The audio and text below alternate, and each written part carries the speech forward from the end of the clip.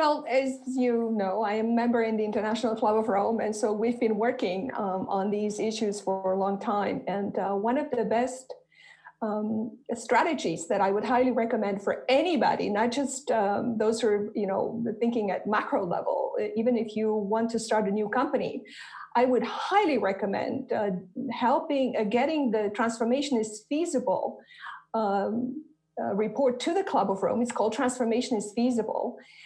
And take a look at the smart way of implementing anything for the next decade, because anything that you are going to start as a either whether you work in a company or start your own organization, you have to have a strategy that ensures the future, not just tomorrow's bread on the table.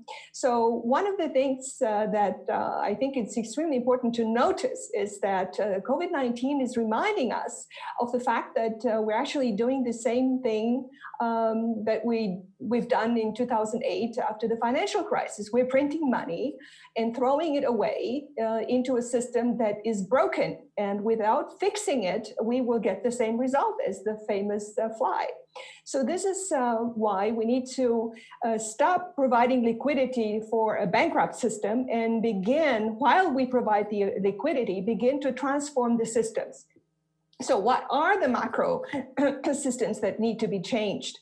Well, first of all, is we need to elect competent and progressive leadership that are leading us into a future. So the question is, how many governments are going to fail? And we have an opportunity to really influence that with our votes. Number two, we need to change finance and also come up with a system to finance change. And financing change is not just changes. We need to finance a green economy. And how can that occur? Well, first of all, quantitative easing is a wonderful tool to do that, but it needs to, so printing money, in other words, it needs to occur for a longer period of time that allows us to shift the systems toward sustainability, toward implementing the Transformation is Feasible recommendations, the smart way of the scientific community that told us what we need to do within the next 10 years in order not to end up in a terrible climate situation that we're actually going full tilt. So COVID is just a reminder, is a dress rehearsal for that.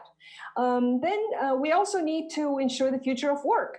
So universal basic income is another amazing opportunity that we need to provide in order to people, in order for them to allow to have a purchasing power.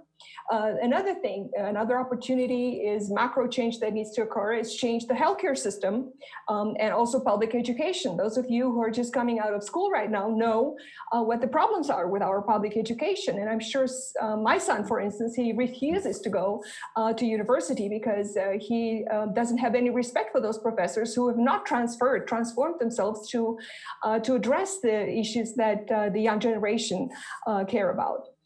Then also we need to implement a more global circular economy. You can call it donut economy. There are all these beautiful models that we just need to implement. They are there. We know what to do. We just need what to do.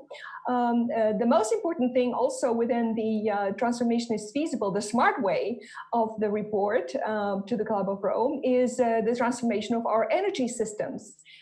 To move away from subsidizing fossil fuels toward using the power of the sun that is unlimited. And another thing that I'd like to mention in this very short introduction is to create a well-being economy that gets measured by well-being factors and KPIs and not by the traditional GDP that has turned out to not be supportive of either the people nor the planet. So many thoughts on that from me.